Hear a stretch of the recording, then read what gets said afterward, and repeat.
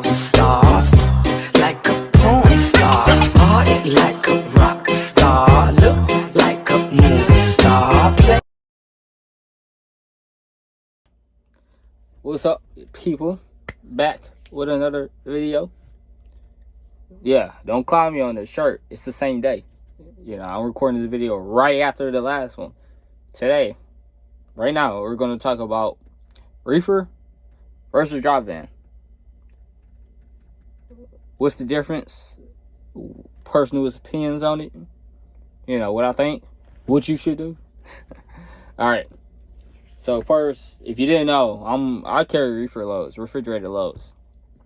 You know, so refrigerated is anything that really requires temperature control. And I say that because reefer, people that carry reefer, we still can carry dry loads. Like, you know, we carry both. We carry, you know, produce or medical supplies or whatever the case may be that requires me to have a temperature on that reefer.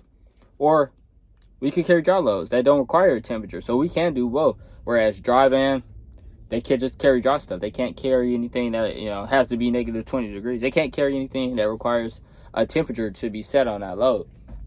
So, pros and cons. Let's start with dry.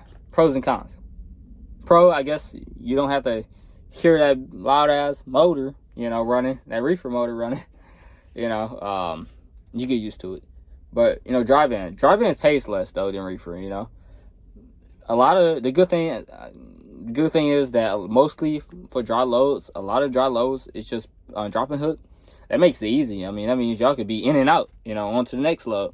Whereas reefer, you know, we get a lot of live loads. Like this trailer I got on the back of this truck, I've had it for like a week and a half, and it's a shitty ass trailer because I could barely get those fucking doors open. I gotta stop cussing. I could barely get those doors closed on it, so it's not a good trailer.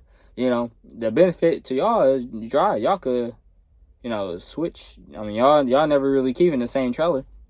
We gotta wait longer too, which, you know, I hear you gotta wait longer, but in my experience, it's not all that long. Like, yesterday, I had to drop this load off to Chicago, right?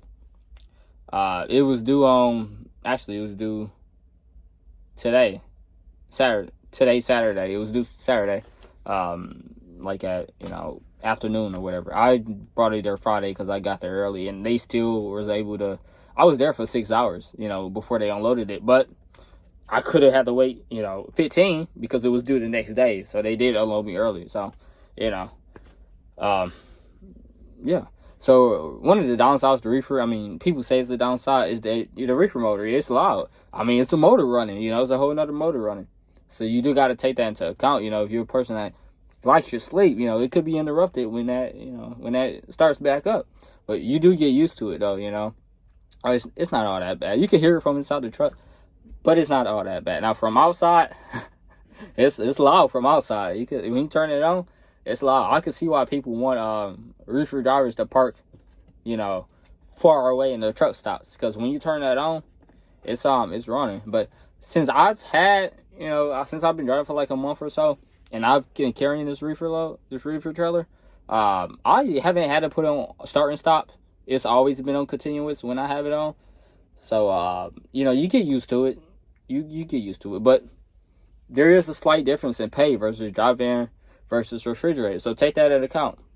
You know, it might be only a few cents, but those few cents adds up. Like I know at night right now, for dry van, they start at like 45 cents a mile. For a refrigerator, we start at like 47 cents a mile, which might not sound like a lot, but, you know, right now, I mean, you know, for just getting out of CDO Academy, you know, it's a start. So, you know, there's benefits to both. You know, I can't really think of no downside to dry van though, unless you, I mean, you know, you pay less, but it's not all that much less.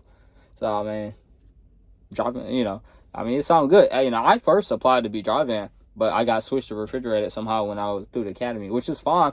The only reason I didn't apply to be refrigerated, you know, at that time is because I really didn't know much about it. But now I'm cool with it. It's straight. I like it a lot, actually, because I could carry both. You know, I could carry those dry van. I could carry those dry loads, you know.